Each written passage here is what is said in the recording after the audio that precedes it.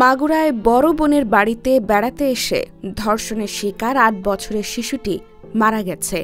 ঢাকার সম্মিলিত সামরিক হাসপাতালে চিকিৎসাধীন অবস্থায় মারা যায় শিশুটি। আন্তঃবাহিনী জনসংযোগ পরিদপ্তরের পাঠানো এক বিজ্ঞপ্তিতে এ তথ্য জানানো হয়েছে। বিজ্ঞপ্তিতে আইএসপিআর জানায়, অত্যন্ত দুঃখ ভারাক্রান্ত হৃদয়ে জানানো যাচ্ছে যে মাগুরায় নির্যাতিত শিশুটি আজ ১৩ মার্চ দুপুর ১টায় ঢাকার সম্মিলিত সামরিক হাসপাতালে শেষ নিঃশ্বাস ত্যাগ করেছে। বিজ্ঞপ্তিতে আরও জানানো হয়েছে, সিএমএইচের সর্বাধুনিক চিকিৎসা ব্যবস্থা প্রয়োগ এবং বিশেষজ্ঞ চিকিৎসকদের সর্বোচ্চ প্রচেষ্টা সত্ত্বেও তাকে বাঁচানো সম্ভব হয়নি। শিশুটির আজ বৃহস্পতিবার সকালে ৩বার কার্ডিয়াক অ্যারেস্ট হয়েছিল।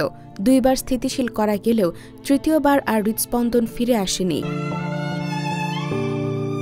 বাংলাদেশ সেনাবাহিনী শিশুটির শোক সন্তপ্ত পরিবারের প্রতি গভীর সমবেদনা জানিয়েছে এবং যে কোনো প্রয়োজনে তাদের পাশে থাকার অঙ্গীকার ব্যক্ত করছে।